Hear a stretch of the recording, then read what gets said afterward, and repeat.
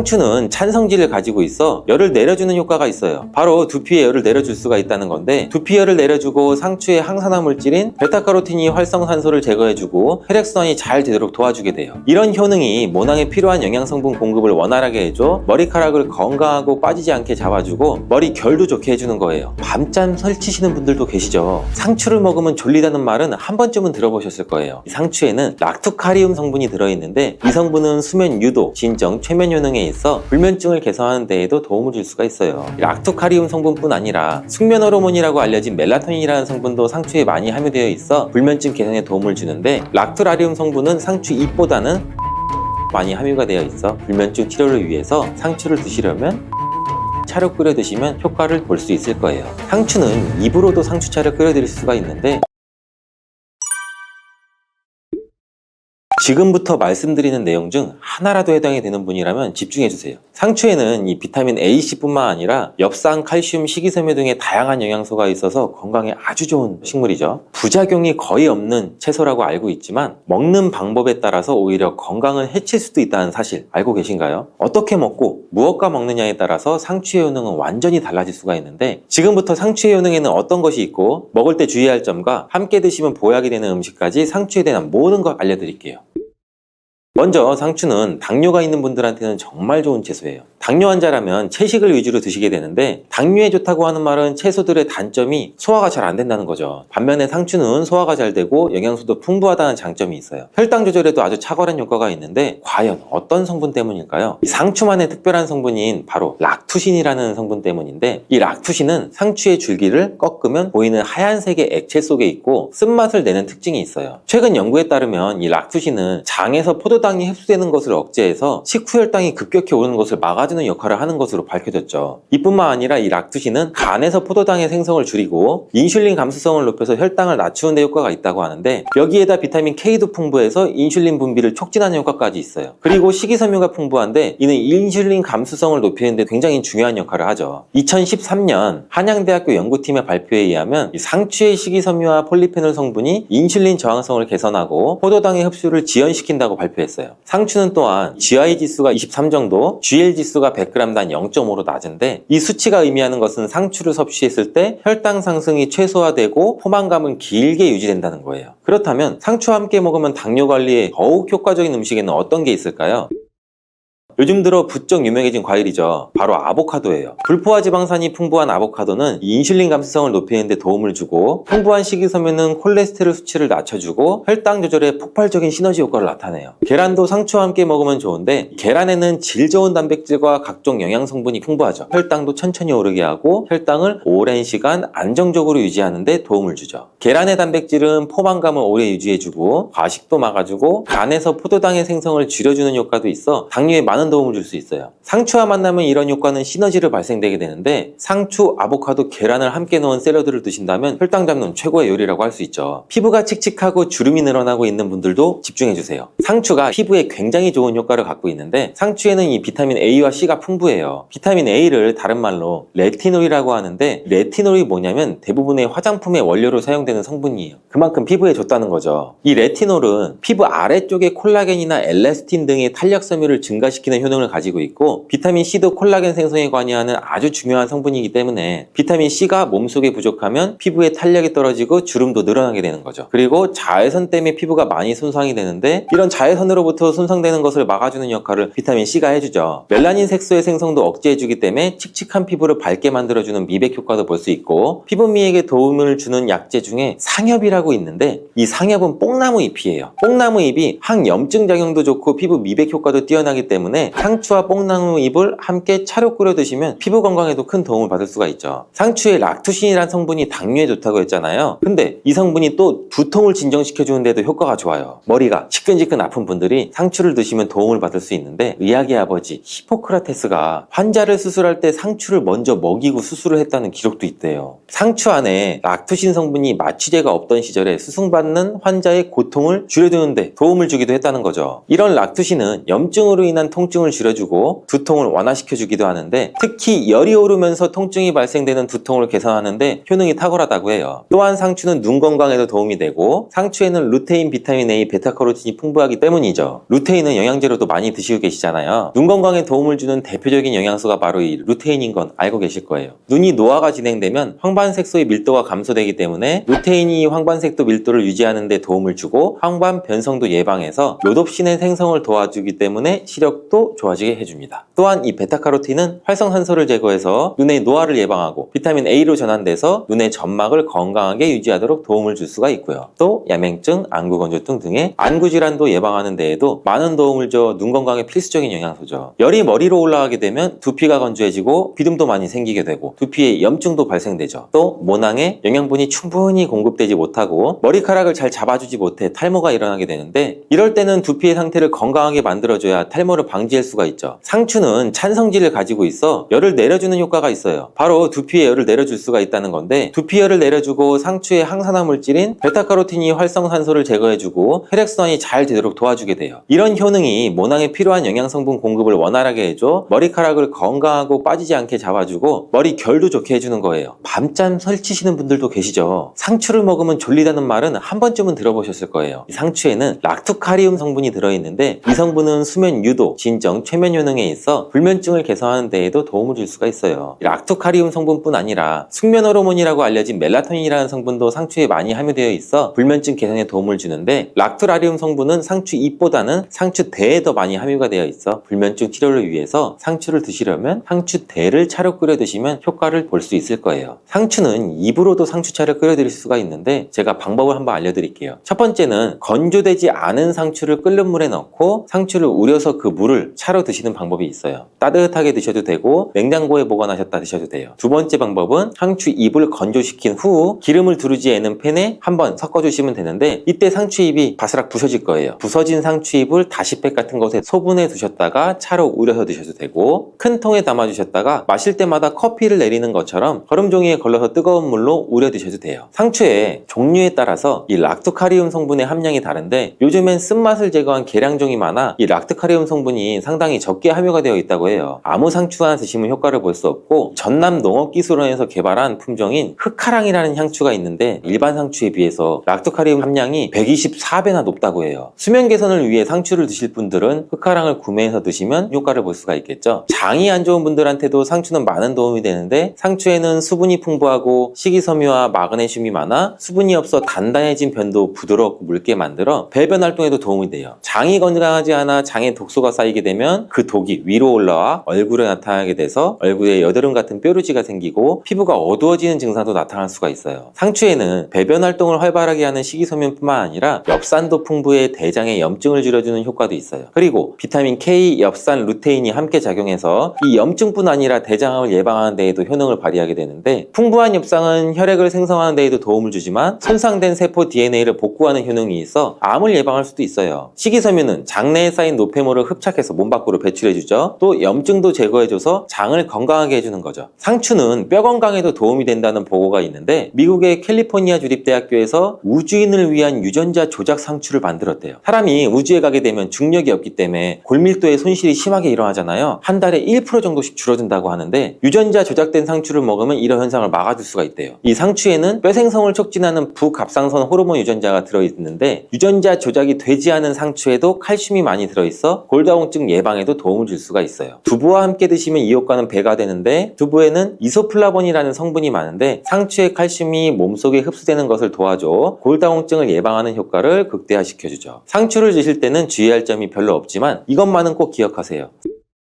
상추는 차가운 성질을 갖고 있다고 하는데, 몸이 찬 사람이나 위장이 약하신 분들이 상추를 너무 많이 드시면 오히려 소화불량이나 설사나 복통 증상 등을 일으킬 수가 있어요. 이런 분들은 상추를 조금만 먹거나 익혀 드시는 게 좋아요. 또 갑상선이 약하신 분들도 주의하셔야 되는데, 상추에는 갑상선 호르몬 생성을 방해하는 성분이 있어 갑상선 기능에 영향을 줄 수가 있죠. 그리고 상추를 보통 쌈을 싸 먹을 때 많이 드시잖아요. 그때 쌈장을 많이 드시게 되는데, 상추가 문제가 아니라 이 쌈장이 문제죠. 쌈장은 다량의 소금과 설탕이 들어가게 되는 되는데 특히 소금의 양이 문제가 되죠. 농촌진흥청의 자료에 따르면 보통 쌈장 100g당 평균 나트륨의 함량이 약 2310mg 들어있다고 해요. 국제보건기구에서는 하루 나트륨 권장 섭취량을 2000ml 이하로 먹으라는데 쌈장 한 수저 드시면 1일 나트륨 섭취량의 약 45%나 먹게 되는 거죠. 우리나라 음식 특성상 소금이 들어간 음식이 많잖아요. 김치나 다른 반찬을 먹게 되면 나트륨 권장 섭취량을 금방 넘게 되죠. 이렇게 과도하게 나트륨을 먹게 되면 고혈압, 심혈관 질환 등의 위험을 높이게 되죠. 혈관에 많으면 뇌졸중의 발병률도 높아지고 혈관에 악영향을 미치게 되니 쌈을 싸드실 때는 최소한으로 줄이시는 게 좋겠죠.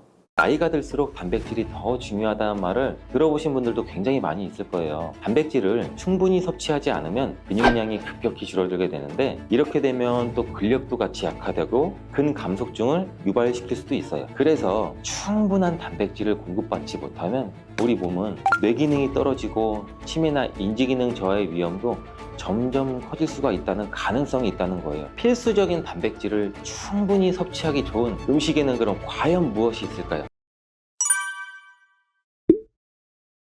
50대 이후에 근육이 많이 빠졌다면 이것을 드시면 됩니다. 요새 들어 몸이 예전 같지 않다고 느끼시는 분들 굉장히 많은가요? 만약 그런 분들이 계신다면 몸에 단백질이 부족한 것을 의심해 볼 수도 있어요. 나이가 들면서 왜 단백질 섭취가 중요한지 그리고 그에 따른 여러 가지 사실들을 알아보라고 하는데 나이가 들수록 단백질이 더 중요하다는 말을 들어보신 분들도 굉장히 많이 있을 거예요. 우리 몸에 필수 영양소라는 단백질, 이 단백질 섭취가 중요한 이유 제가 바로 5가지를 알려드릴게요. 첫 번째로 근감소증 예방이 있어요. 자, 나이가 들면 근육량이 자연스럽게 줄어들게 되는데 이를 근감소증이라고 해요. 근감소증은 우리 근육이 빠르게 줄어드는 질환으로 단백질은 근육을 구성하는 주요 성분 알고 계시죠? 단백질을 충분히 섭취하지 않으면 근육량이 급격히 줄어들게 되는데 이렇게 되면 또 근력도 같이 약화되고 근감소증을 유발시킬 수도 있어요. 이러한 단백질이 부족하게 되면 그 진행이 훨씬 더 빨라질 수가 있는데 근육이 줄어들게 되면 일상생활을 하기 굉장히 불편해지고 이렇게 되면 근육도 더 감소하게 되고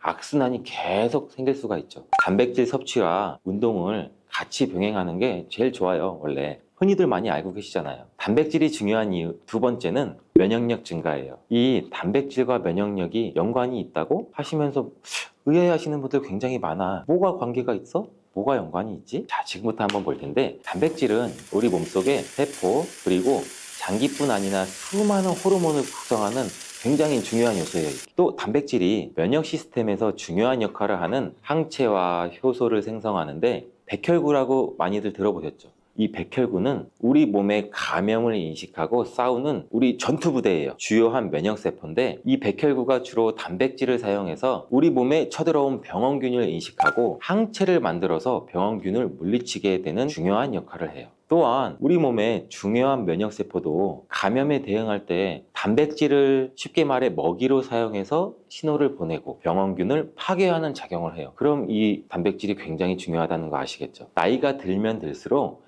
우리 몸의 면역 시스템이 약해지기 쉬운데 그럴수록 이렇게 단백질을 충분히 섭취하면 우리 모두 면역력을 높일 수 있습니다. 자, 단백질 섭취가 중요한 이유 세 번째는 심혈관계 질환 예방이에요. 단백질은 심혈관 건강에도 영향을 주는데 특히 식물성 단백질이 도움을 굉장히 많이 준다고 해요. 예를 들면 우리 몸에 콩류, 견과류 등의 나쁜 콜레스테롤인 LDL 수치를 낮추고 심혈관계 질환의 위험을 줄이는 데 도움이 돼요. 특히나 노년층에서 단백질 섭취는 고혈압이나 동맥경화 그리고 심장병 이런 성인병을 예방하는 데 굉장히 중요한 역할도 같이 합니다. 자, 네 번째는 우리 피부의 탄력 저하를 예방합니다. 피부의 주된 성분 중 하나인 콜라겐 여러분들 굉장히 많이 들어보셨죠? 이 콜라겐은 주로 단백질로 굉장히 많이 이루어져 있는데 나이가 들면 우리가 콜라겐이 자연스럽게 감소하게 돼요. 이로 인해 여기 피부 탄력도 떨어지고 주름도 생기고 이때 단백질을 충분히 섭취하게 되면 피부 건강에도 좋은 영향을 주는데 단백질 공급은 피부 재생을 촉진을 시키기도 하고 피부 건강도 유지하는 데 도움을 줄 수가 있어요. 자, 5번째는 골다공증 예방입니다. 나이 드신 여성분들은 특히 더 주목해 주세요. 질병관리청의 보도자료에 따르면 대한민국 50세 이상의 골다공증 유병률은 22.5%로 약 5명 중 1명은 골다공증이 있대요. 이런 골다공증이 조용한 뼈도둑이라고 불릴 정도로 초기 증상이 뚜렷하게 보이진 않은데 우리 여러분들 골다공증이 한 번 생기면 이로 인해서 고관절, 척추, 손목 여러 가지 골절이 생기기 쉽고 이로 인해서 합병증 또한 굉장히 많이 증가될 수가 있어요. 이 골다공증을 예방하는 데 중요한 요소가 바로 단백질입니다. 이 단백질은 뼈를 구성하는 중요한 요소 중 하나인데 뼈의 건강을 유지하는 데 필요한 칼슘과 함께 이 단백질도 뼈의 구조를 안정화시키고 골밀도를 높여서 골다공증을 예방하는 데 굉장히 중요한 역할을 해요. 한마디로 노년층에서 우리가 흔히 알고 있는 칼슘과 비타민 D와 함께 단백질 섭취를 같이 증가시키면 뼈가 약해지는 것을 막아줄 수가 있어요. 이렇게 중요한 우리 몸속의 단백질이 혹시 부족하게 된다면 무슨 일이 일어날까 생각해 본 적 있으세요? 단백질이 부족하면 여러 가지 신체 기능에 문제가 생겨요. 첫 번째는 인지 기능 저하, 치매. 단백질 부족이 치매를 유발한다니 굉장히 새로운 사실이죠. 연구에 따르면 단백질이 뇌 건강을 유지하는 데 아주 중요한 역할을 한다고 하는데 특히 기억력에 굉장히 많은 영향을 줘요. 단백질은 뇌에서 신경 전달 물질을 만들고 뇌세포의 구조를 유지하는 데 굉장히 많이 도움을 줘요. 특히 학습과 기억력에 영향을 주는 이러한 시냅스에서 발생하는 신경 전달 물질을 방출을 시키고 이거를 받아주는 수용체를 활성화하고 이런 것들이 대부분 단백질에 의해 조절되는데 예를 들어 NMDA 수용체와 AMPA 수용체는 이 기억 형성에 중요한 역할을 하면서 이것들은 모두 단백질로 구성되어 있어요. 그래서 충분한 단백질을 공급받지 못하면 우리 몸은 뇌 기능이 떨어지고 치매나 인지 기능 저하의 위험도 점점 커질 수가 있다는 가능성이 있다는 거예요. 이러한 단백질 섭취가 우리 몸에 얼마나 중요한 영향을 끼치는지 다시 한번 아셨죠? 또한 단백질이 부족하게 되면 탈모도 일어날 수 있다는 거 여러분들 아세요? 혹시 머리카락이 점점 얇아지고 있거나 나는 샤워를 하면서 머리를 감는데 하수구 구멍에 머리카락이 한 움큼씩 빠지고 이렇게 느끼는 분들 굉장히 많을 거예요. 이러한 탈모도 단백질 부족과 굉장히 관련이 많아요. 우리 머리카락이 단백질인 케라틴으로 주로 이루어져 있기 때문에 단백질이 부족하면 머리카락이 자연스럽게 약해지고 그 증상이 점점 심해지면 탈모가 올 수 있어요. 옛날에 뭐 촛불을 태우거나 흔히 라이터를 켜서 불을 붙이거나 할 때 머리카락이 타면 곱슬곱슬하게 금방 타고 약간 돼지 비린내 아니면 뭐 탄내, 지방 탄내가 올라오잖아요. 우리가 또 흔히 광고로 많이 접하는 탈모 영양제 같은 경우도 맥주 효모 성분과 머리카락을 구성하고 있는 아미노산 단백질로 많이 이루어져 있어서 그 영양제의 대부분이 맥주 효모와 단백질로 구성이 되어 있는 것을 보면은 쉽게 이해가 가실 거예요. 그러니 건강한 모발을 생각한다면 단백질을 잊지 말고 섭취하시는 게 맞겠죠? 그런데 말입니다.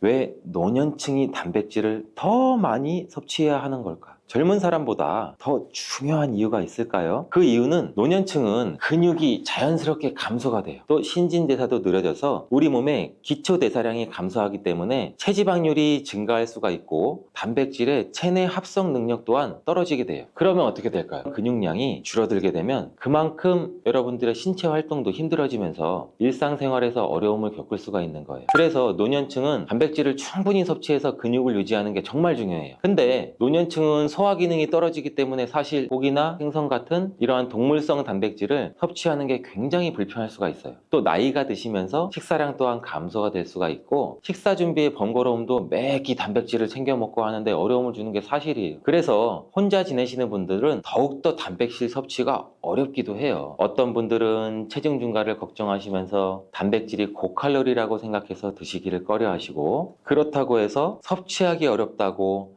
단백질의 섭취를 멀리해서는 절대 안 됩니다. 우리 몸에 이렇게 필수적인 단백질을 충분히 섭취하기 좋은 음식에는 그럼 과연 무엇이 있을까요? 제가 지금 바로 알려드릴게요. 단백질을 섭취하기에 좋은 추천 음식 4가지를 바로 소개해드리면 첫 번째, 계란입니다. 사실 단백질 하면 가장 먼저 떠오르는 식품이 계란이죠. 운동을 굉장히 많이 하는 분들도 계란도 많이 먹고 이 하루에 필요한 단백질의 20%를 계란으로 섭취할 수 있다는 거 아셨나요? 특히 계란의 단백질은 완전 단백질로 분류하게 되는데 이는 우리 몸이 제대로 기능하는데 필요한 필수 아미노산을 포함한다는 거예요. 계란은 단백질뿐 아니라 비타민 A, D, E도 함유하고 있어서 건강에 매우 좋은데 자연적으로 비타민 D를 함유하고 있는 드문 식품 중 하나예요, 이 계란이. 또한 계란 노른자에는 칼슘, 구리, 요오드, 철분 이렇게 미네랄 굉장히 많이 풍부하고 있는데 이 계란을 먹으면 정말 많은 다양한 영양소를 섭취할 수 있다면 이점이 분명하게 있다는 거예요. 자, 두 번째 식품은 생선이에요. 우리 등푸른 생선 좋다는 이야기는 누구나 한 번쯤은 들어보셨을 텐데, 사실 이 등푸른 생선뿐 아니라 다른 생선도 저지방 고단백 식품으로 다른 고단백 식품인 육류에 비해서 지방 함량은 낮고 필요한 영양소는 그대로 제공해줘요. 생선에는 단백질과 오메가3가 풍부하고 지방산도 굉장히 풍부하게 함유되어 있는데, 이는 심혈관 질환 건강에 피를 맑게 해주는 역할도 같이 해서 좋다고 알려져 있죠. 특히 연어, 고등어, 참치 같은 생선은 단백질뿐만 아니라 항염증 효과도 있어요. 그리고 대구 같은 백색 생선은 지방 함량이 매우 적고 단백질은 상대적으로 많아 체중 걱정이신 분들, 다이어트를 생각하시는 분들한테도 굉장히 좋은 생선이에요. 등푸른 생선도 지방 함량은 높지만 이 지방이 건강에 유익한 오메가3 지방산이기 때문에 건강에 도움이 굉장히 많이 되는데, 생선의 단백질은 다른 육류나 콩류보다 소화가 편하고 생선의 살은 비교적 굉장히 부드럽잖아요. 우리 씹으면 싹 녹는 생선도 많고 섬유질을 가지고 있어서 소화도 빠르고 몸에 또 쉽게 영양분이 흡수가 돼요. 이처럼 좋은 생선을 안 먹을 이유가 한 개도 없겠죠. 자, 세 번째는 유단백 식품인 우유와 요거트 같은 유제품이에요. 유제품을 섭취하면 칼슘도 함께 챙길 수 있어서 골다공증 예방에도 물론 도움을 줄 수는 있는데, 유제품에 포함된 단백질은 잘만 선택을 하면 굉장히 고품질 단백질이 있는 것들도 많이 있습니다. 이 고품질 단백질은 우리 몸의 신체가 효율적으로 사용하고 필요한 아미노산을 모두 공급하는 단백질을 말하는데, 유제품에 포함된 주요 단백질은 이 카제인과 웨이로 두 가지 모두 필수 아미노산을 풍부하게 포함하고 있어요. 웨이 단백질이라는 것도 생소하실 텐데, 소화가 쉽기 때문에 웨이 단백질은 운동 직후 우유를 섭취하면 근육에 있는 아미노산을 빠르게 공급할 수 있어요. 또 카제인은 천천히 흡수돼서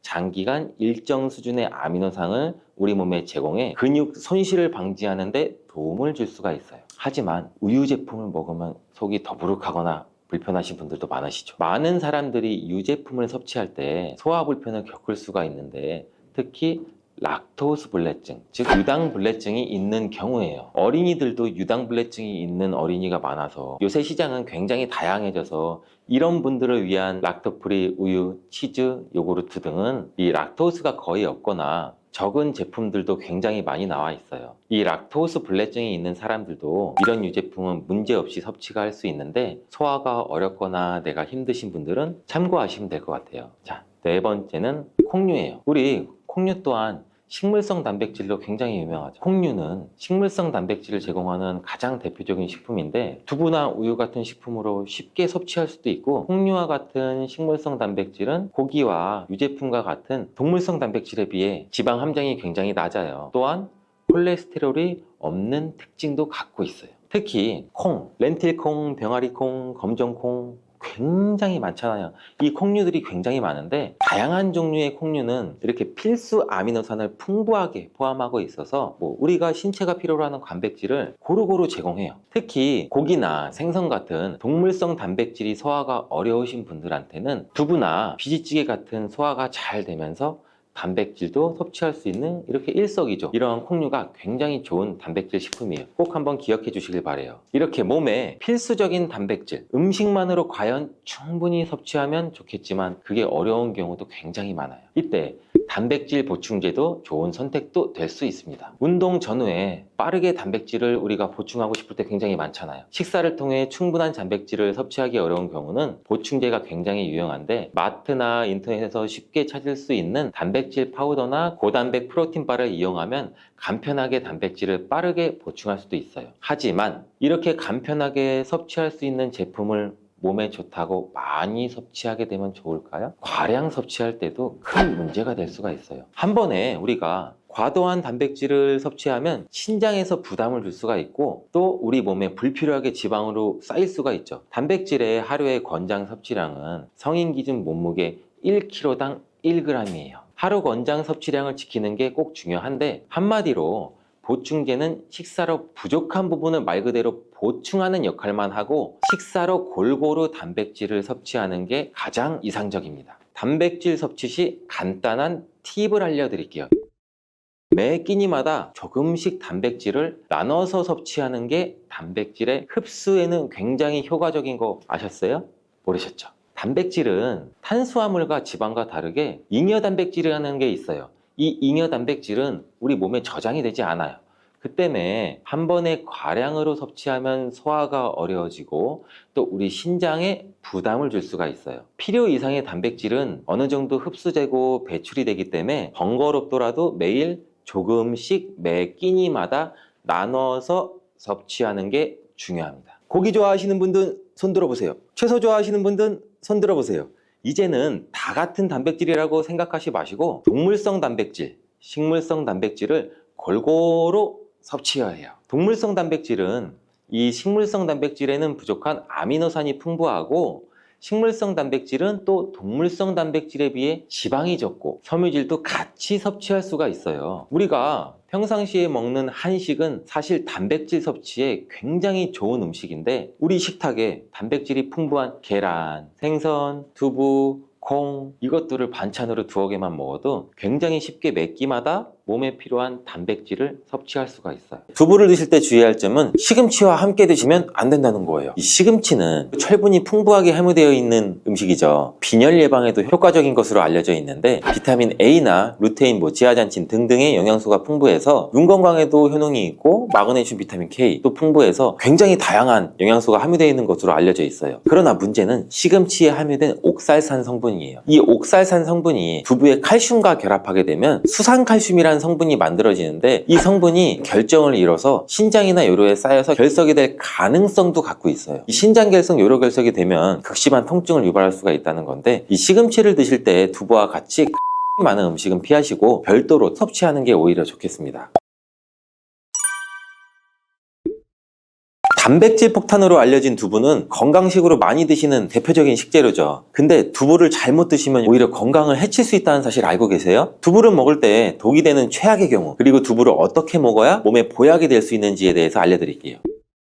두부가 오히려 건강을 해치는 첫 번째는 바로 GMO 유전자 변이된 콩으로 만든 두부를 먹을 때예요. 2018년 보도자료를 보면 수입콩을 사용해 만든 두부 7종류에서 6종류나 GMO 성분이 검출되어 파문이 일었던 적이 있었어요. GMO는 원래 생산성을 향상시켜 식량 부족 문제를 해결하고 비타민이나 미네랄 등의 영양소를 강화하거나 질병의 저항성을 높여 건강에 도움을 주기 위해서 유전자를 변이해서 재배하는 거예요. 또 제초제나 살충제의 사용량도 줄일 수 있어서 환경오염도 줄일 수 있는 장점이 있어요. 하지만 이렇게 재배된 것을 섭취했을 때 건강에 대한 안전성 문제와 생태계 파괴 등의 논란은 끊이지 않고 있는데 우리나라에서는 GMO 재배를 법적으로 금지하고 있어서 많은 나라들이 GMO의 수입과 생산을 규제하고 있어요. GMO 식품을 꾸준히 섭취할 경우 건강에 문제가 생길 수가 있는데 2년 동안 실험지 200마리에게 GMO 옥수수를 먹인 실험 결과 20%의 쥐에서 종양이 발생됐대요. 종양의 크기도 컸대요. 크기가 약 탁구공만큼이나 크게 자란지도 발견되었다는데 쥐 전체 몸무게의 4분의 1에 해당하는 무게였다고 해요. GMO 표기가 의무이기 때문에 GMO 표기가 없는 식품을 사 먹으면 되지만 문제는 식품을 몇 차례 가공 과정을 거쳐서 GMO의 DNA나 단백질이 남아있지 않은 식품은 GMO 표기를 하지 않아도 돼요. 이런 규정이 있기 때문에 소비자로서는 불안해할 수밖에 없는데 두부를 구매하실 때에는 원료가 수입산이 아닌 국내산 콩으로 만든 두부를 사드시길 바라겠습니다. 우리나라는 GMO 재배 자체가 금지이기 때문에 국내에서 재배된 식품은 안심하고 드셔도 돼요. 두부가 건강을 해치는 두 번째 바로 유부를 드시는 건데 유부는 두부를 기름에 튀겨서 만드는 건데 유부를 먹는 방법에는 대표적으로 유부초밥이 있지만 이외에 다양한 요리의 재료로도 사용되죠. 유부의 고소한 맛과 부드러운 식감 때문에 다양하게 사용되지만 건강에 해로울 수 있으니 주의하셔야 돼요. 두부를 기름에 튀겨 만든 유부는 칼로리가 높아질 뿐 아니라 트랜스 지방이 생성돼요. 트랜스 지방은 우리 혈관 내 콜레스테롤을 증가시키고 실명과 질환의 위험을 증가시키는 거 다들 알고 계시잖아요. 이로 인해 대사증후군과 뇌 기능에도 영향을 미쳐 인지력, 학습 능력을 감소시키는 부작용도 일으킬 수가 있어요. 유부를 아예 드시지 말라는 게 아니라 맛이 좋고 간단하게 식사 대용으로 드실 수 있지만 과하지 않게 드세요. 세 번째, 두부를 드실 때 주의할 점은 시금치와 함께 드시면 안 된다는 거예요. 이 시금치는 철분이 풍부하게 함유되어 있는 음식이죠. 빈혈 예방에도 효과적인 것으로 알려져 있는데 비타민 A나 루테인, 지아잔틴 등등의 영양소가 풍부해서 눈 건강에도 효능이 있고 마그네슘, 비타민 K 또 풍부해서 굉장히 다양한 영양소가 함유되어 있는 것으로 것으로 알려져 있어요. 그러나 문제는 시금치에 함유된 옥살산 성분이에요. 이 옥살산 성분이 두부의 칼슘과 결합하게 되면 수산칼슘이라는 성분이 만들어지는데, 이 성분이 결정을 이뤄서 신장이나 요로에 쌓여서 결석이 될 가능성도 갖고 있어요. 이 신장 결석, 요로 결석이 되면 극심한 통증을 유발할 수가 있다는 건데, 이 시금치를 드실 때 두부와 같이 칼슘이 많은 음식은 피하시고 별도로 섭취하는 게 오히려 좋겠습니다. 네 번째, 두부를 드실 때 오히려 해가 되는 경우는 갑상선이 약하신 분들이에요. 두부에는 사포닌이라는 성분이 함유가 되어 있는데, 사포닌을 많이 섭취하게 되면 요오드가 몸 밖으로 과도하게 배출될 수가 있어요. 요오드는 갑상선 호르몬의 합성과 조절을 돕는 아주 중요한 성분인데, 요오드가 부족하게 되면 갑상선 호르몬인 티록신의 생성이 부족하게 돼서 갑상선의 기능을 제대로 하지 못하는 상황이 발생될 수가 있겠죠. 이렇게 되면 갑상선 저하증이 생길 수가 있고, 무기력해지고 피로 회복이 잘 안 되고 우울증, 부종, 집중력 저하, 다양한 증상을 야기할 수가 있어요. 갑상선에 문제가 없는 분이라면 두부를 많이 드셔도 되지만, 이미 갑상선이 약하신 분들이 안 좋은 영향을 미칠 수가 있다는 거죠. 그렇다면 두부는 어떻게 드셔야 두부의 효능을 최대한 높일 수 있나요?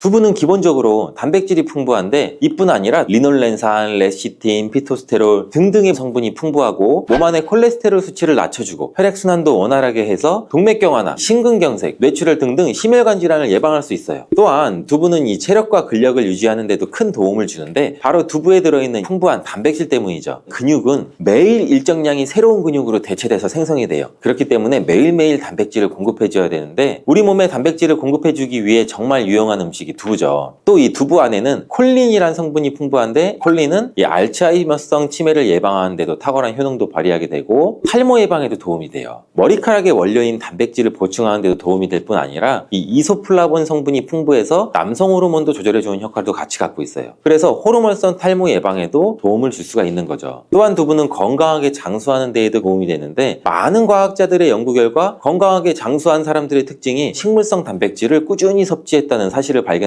동물성 단백질을 식물성 단백질로 바꿔 섭취했을 때 사망의 위험성도 낮아진다는 연구 결과도 있어요. 이러한 효능이 극대화되려면 소화, 흡수가 잘 돼야겠죠. 두부 중 소화 흡수가 가장 잘 되는 것이 바로 순두부예요. 순두부는 일반 두부와 마찬가지로 비질을 분리한 콩물에 응고력이 약한 응고제를 넣어 만든 건데, 그렇기에 훨씬 부드럽고 소화 흡수가 잘 되는 형태가 되는 거죠. 하지만 단점은 일반 두부보다 단백질, 섬유질 등 영양성분 함량이 조금 떨어지는 거예요. 이러한 단점을 보완하기 위해서는 계란이 좋은 대안이 될 수가 있어요. 순두부찌개에 이 계란이 들어가는 것은 맛뿐 아니라 영양학적으로도 찰떡궁합인 거죠. 순두부와는 식감이 완전히 다른 쫄깃한 두부면이 요즘 또 인기가 높아지고 있는데, 밀가루를 대체할 수 있는 다이어트 식품으로도 많이 알려지고 있죠. 다양한 면 요리에 사용되는데, 단순히 두부를 면 모양으로 만든 것이 아니라 일반 두부보다 단백질의 함량이 2배 정도 높아서 건강에 더욱 좋은 식품이에요. 두부에서 수분을 빼고 응축시켜서 만들기 때문에 같은 무게당 영양성분의 함량이 높아지는 거죠. 두부는 양배추와 함께 드시면 좋은데, 두부는 단백질이 풍부하지만 비타민 C와 섬유질이 부족하죠. 양배추와 함께 드시면 모든 영양소를 골고루 섭취할 수 있게 되죠. 또 귀리를 넣은 잡곡밥과 함께 드시면 좋은데, 귀리에 풍부하게 함유된 식이섬유와 베타블루칸, 두부의 단백질, 칼슘을 충분히 섭취할 수 있는 거예요. 두부는 그리고 미역과 김, 다시마와 같은 해조류와 함께 드시면 좋은데, 이런 해조류와 함께 드시게 되면 두부의 단백질을 흡수하는 데 극대화되고, 두부의 사포닌으로 인한 요오드 배출을 해조의 풍부한 요오드 성분이 상쇄시켜 줄 수가 있는 거죠. 두부와 함께 먹으면 좋은 음식으로는 토마토가 있어요. 토마토에는 라이코펜이라는 강력한 항산화 성분이 함유되어 있어서 세포의 노화를 방지하고 활성산소를 제거해서 혈관을 건강하게 보호해서 암을 예방하는 효능도 가지고 있죠. 두부와 토마토 그리고 계란까지 함께 살짝 볶아 드신다면 풍부한 영양 성분을 섭취할 뿐 아니라 암 예방과 체중 감량에도 좋고 피부 미용에도 탁월한 효능을 누릴 수가 있어요.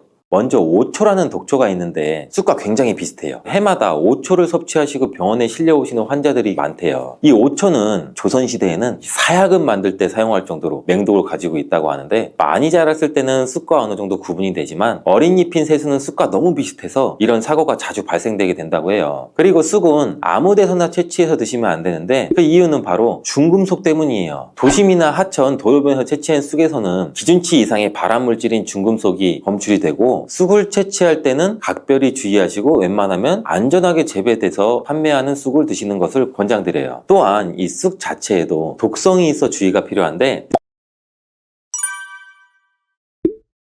쑥은 잘못 먹었다가 맹독 때문에 응급실로 실려갈 수도 있어요. 얼마 전에 시골 마을에서 쑥 때문에 한바탕 큰 소동이 있었는데 마을 사람 7명이 쑥을 먹고 응급실에 실려갔던 일이에요. 도대체 왜 그들은 응급실에 실려간 걸까요? 봄이면 향긋한 향과 쌉싸름한 맛으로 많이들 드시는 쑥이 사실 정말 잘 알고 드셔야 한다는 건데 잘못 알고 드시면 이 마을 사람들처럼 응급실에 실려갈 수도 있어요. 그럼 지금부터 쑥 드실 때 주의할 점, 그리고 쑥을 드시면 안 되는 분들, 쑥과 함께 드시면 안 되는 음식, 쑥의 효능, 쑥과 함께 드시면 보약이 되는 음식 어떤 것이 있는지 쑥을 건강하게 드시는 방법까지 알려드릴게요. 우리나라에 자라는 쑥의 종류가 40종이 넘고 쑥과 비슷하게 생긴 독초도 있어서 채취할 때 주의해야 되는데 먼저 오초라는 독초가 있는데 쑥과 굉장히 비슷해요. 해마다 오초를 섭취하시고 병원에 실려오시는 환자들이 많대요. 이 오초는 조선시대에는 사약을 만들 때 사용할 정도로 맹독을 가지고 있다고 하는데 많이 자랐을 때는 쑥과 어느 정도 구분이 되지만 어린 잎인 새순은 쑥과 너무 비슷해서 이런 사고가 자주 발생되게 된다고 해요. 그리고 쑥은 아무 데서나 채취해서 드시면 안 되는데 그 이유는 바로 중금속 때문이에요. 도심이나 하천, 도로변에서 채취한 쑥에서는 기준치 이상의 발암물질인 중금속이 검출이 되고 쑥을 채취할 때는 각별히 주의하시고 웬만하면 안전하게 재배돼서 판매하는 쑥을 드시는 것을 권장드려요. 또한 이 쑥 자체에도 독성이 있어 주의가 필요한데 소화기관이 약한 사람이 과다하게 섭취할 경우에 복통이나 설사, 문제가 발생할 수 있어요. 임산부가 쑥을 드시면 자궁 수축을 유발해서 조산이나 유산의 위험성도 증가시킬 수가 있고 쑥의 독성은 봄에 채취할 때보다 여름에 채취한 쑥에서 강하게 나타나게 돼요. 쑥의 독성으로 인해서 알러지를 일으킬 수 있는데 재채기나 콧물, 눈물이 많이 날 수가 있고 두드러기나 복통의 증상도 나타날 수가 있겠죠. 심하면은 호흡곤란도 생길 수가 있겠고 평소에 복숭아, 사과, 해바라기, 국화과 식물로 인해서 알레르기 반응이 있으신 분들은 특별히 주의하시는 걸 당부드려요. 몸에 열이 많은 분들도 쑥을 함부로 드시면 안 돼요. 쑥이 몸에 좋다고 해서 계피나 대추 또는 약재 같은 걸 넣어서 차로 끓여 드시기도 하고 물 대신 드시거나 쑥즙을 내어 드시는 분들도 많으신데 평소에 몸에 열이 많은 분들은 이렇게 드시면 안 돼요. 한의학 쪽에서는 생쑥은 따뜻하고 익힌 쑥은 뜨겁고 매운 성질을 갖고 있는 식물이라고 해요. 몸에 열이 많은 분들이 쑥을 저렇게 드시면 몸에 지나치게 많은 열이 발생해 오히려 부작용이 발생할 수가 있는데 게다가 열은 특히 가슴과 머리 쪽으로 올라가게 돼요. 이 열로 인해 혈압도 올라갈 수가 있겠고 심장질환의 원인이 될 수도 있겠죠. 이런 쑥을 드실 때는 함께 먹는 음식도 중요한데 절대로 함께 드시면 안 되는 음식은 우유예요. 요새 쑥을 이용해 케이크도 만들고 음료로 쑥 라떼 같은 것도 인기가 높은데 쑥의 효능이 우유와 함께 먹으면 전부 사라지게 돼요. 우유의 카제인 단백질이 쑥에 있는 폴리페놀과 결합해서 몸에 흡수되지 않고 배출되도록 만들어요. 그래서 아무리 좋은 쑥도 우유와 함께 드시면 크게 소용이 없다니 굉장히 아쉽죠. 이때 한 가지 방법이 있어요. 우유 대신에 아몬드나 오트밀 같은 대체우를 사용하시면 이런 문제는 바로 해결이 가능하죠. 그렇다면 쑥은 이렇게 주의할 점만 있을까요? 당연히 쑥에는 우리 몸에 좋은 효능들이 굉장히 많은데 쑥의 효능 4가지를 바로 알려드릴게요.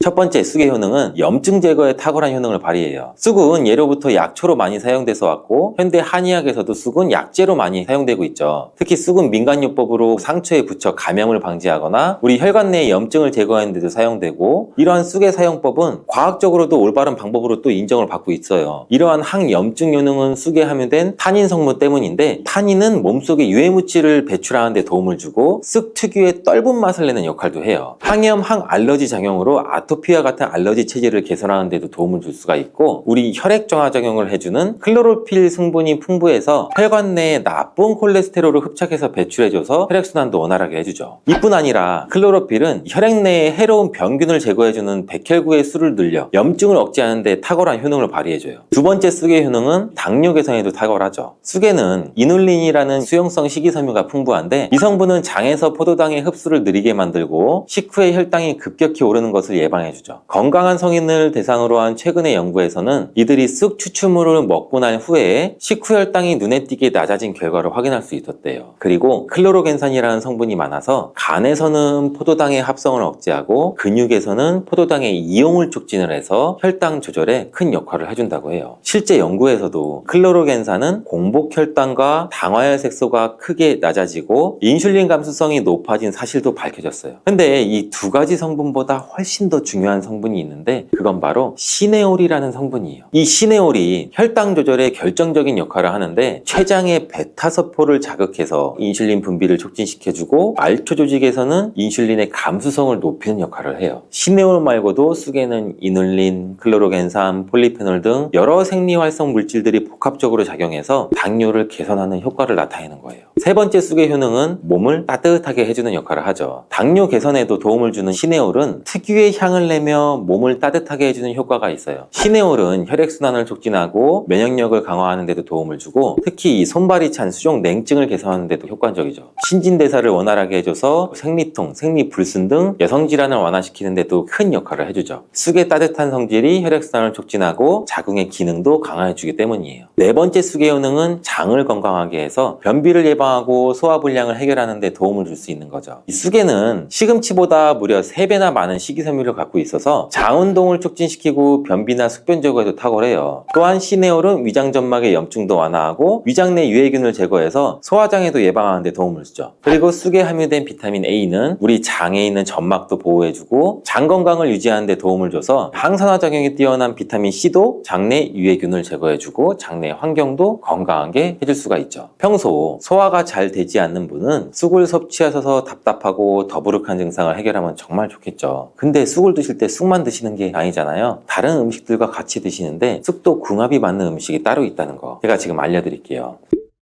쑥과 함께 드시면 보약이 되는 첫 번째 음식은 쌀이에요. 쑥하면 생각나는 음식이 쑥떡 아닌가요? 어릴 적 쑥개떡을 맛있게 먹었던 기억이 있는데 쑥떡은 우리나라 사람들한테 사랑받는 음식이죠. 많은 분들이 나이가 들면서 당뇨도 많이 생기고 혈당도 오르는 것을 염려해서 쌀밥을 줄이시는 경우가 많이 있는데 쌀은 우리 식단에서 빼놓을 수가 없는 거예요. 쌀은 70% 이상이 녹말로 구성되어 있어서 우리 몸에 필요한 에너지를 제공하는 핵심 원료죠. 이 녹말은 우리 몸에 거의 완벽하게 흡수되는데 쌀에는 6% 이상의 단백질도 함유가 되어 있어서 근육에 필요한 활력과 에너지를 보충해주는 역할도 해요. 하지만 이 쌀에는 지방, 식이섬유, 미네랄, 비타민이 굉장히 부족하죠. 쑥과 함께 드시면 이런 문제는 해결할 수가 있겠죠. 쑥은 칼슘도 풍부해서 뼈를 튼튼하게 할 뿐만 아니라 많은 비타민을 갖고 있어 쌀의 부족함을 채워주는 역할을 하죠. 두 번째 쑥과 함께 드시면 보약이 되는 음식은 브로콜리예요. 쑥과 브로콜리를 함께 드시면 염증과 항암에 놀라운 효능을 갖게 돼요. 브로콜리는 건강에 좋은 채소라는 사실을 잘 알고 계시는데 쑥과 함께 드시면 그 효과는 폭발적으로 향상돼요. 우선 철분의 흡수율이 2배 이상 높아지고 그래서 철분이 부족한 산모뿐 아니라 모든 연령대의 여성분들 좋은 식품이 될 수가 있어요. 그리고 서로 무기질과 비타민의 구성이 좋아서 염증 해소에 정말 대단한 시너지 효과도 발휘하게 되고 혈액이 산성화돼서 염증이 생기는 것을 차단해주고 세균에 대한 저항력도 길러줘요. 최고의 항염, 항암 식품이 될 수가 있죠. 또한 쑥과 브로콜리 식이섬유가 함께 작용하면 놀라운 효능을 발휘해요. 쑥에는 아테미신산이라는 식이섬유가 풍부한데 이 성분이 간에서 중성지방의 대사를 원활하게 하는데 도움을 줄 수가 있고 이렇게 되면 지방간도 도움을 줄 수가 있고 몸에 지방이 저장되는 것도 막아줘서 다이어트와 붓기 제거, 특히 뱃살 제거에도 탁월할 수가 있죠. 세 번째 쑥과 함께 드시면 보약이 되는 음식은 계란이에요. 쑥과 계란을 함께 드시면 나이가 들면서 많이 생기는 신경통과 손발 저림 증상도 도움을 줄 수가 있는데 특별히 여성분들한테 도움이 많이 돼요. 쑥은 따뜻한 성질을 갖고 있다고 했잖아요. 혈액순환이 잘 되고 몸의 붓기와 독소를 제거해주는 효과가 좋아서 신경통, 저림 같은 증상을 진정시키는데 도움을 주고 계란의 단백질과 쑥이 만나 근육을 단단하게 만들어주고 계란에는 단백질과 항산화 성분이 풍부하지만 비타민 C가 부족한데 쑥에는 많은 비타민 C가 들어있어서 계란의 부족한 부분을 채워줄 수가 있겠죠. 쑥의 칼슘과 미네랄은 혈액 속에서 세포의 균형을 지켜주고 폐도 정화해줘 폐질환도 완화시켜주는 효과도 가지고 있어요. 또한 골다공증과 같은 뼈질환도 예방해주기도 하고 뇌 건강에도 또 좋아요. 계란의 콜린 성분과 쑥의 비타민이 함께 기억력과 인지 능력을 향상시켜주고 뇌세포를 보호해서 치매를 예방해주는 효과도 갖고 있어요. 네 번째, 쑥과 함께 드시면 보약이 되는 음식은 콩나물이에요. 콩나물과 쑥은 식이섬유와 필수 아미노산이 풍부해서 소화 기능을 강화시켜주는데 큰 시너지를 발휘해요. 콩나물에는 다양한 비타민과 미네랄이 풍부해서 자연적인 비타민 보충제 역할도 하고 콩나물에는 지방이 적지만 이를 쑥과 함께 섭취함으로써 우리 몸의 염증을 줄이고 면역력 강화에 필요한 비타민 C와 E를 보충할 수가 있어요. 또한 쑥과 콩나물을 함께 드시면 피부 건강에도 도움을 주는데 콩나물에 함유된 실리카와 쑥의 비타민이 함께 작용해서 피부 탄력과 보습을 개선할 뿐 아니라 노화를 예방할 수 있는 정말 좋은 궁합이에요. 쑥하고 함께 드시면 좋은 음식은 이렇게 많은데, 그렇다면 쑥은 어떻게 드셔야 건강하고 맛있게 드실 수가 있을까요? 쑥떡 같은 음식은 이미 잘 알고 계시잖아요. 쑥을 세척해서 말린 다음에 가루로 만들어 두시면 여러 요리에 사용하기 편하고 오랫동안 보관하기도 좋아요. 요거트에 쑥가루를 섞어 드시면 혈당 관리와 더불어 장 건강에도 도움을 줄 수 있고, 밥 지을 때 잡곡과 함께 쑥을 넣어도 좋고 쑥 부침개, 쑥 전병 만들어 드셔도 맛과 향이 좋겠죠. 계란물에 쑥가루를 넣어 계란말이 해 드셔도 되고, 계란찜이나 계란국에 쑥을 넣어 드셔도 되고, 계란찜이나 계란말이를 만들 때 브로콜리까지 넣어 드시면 더욱더 건강에 좋은 음식이 될 수가 있겠죠.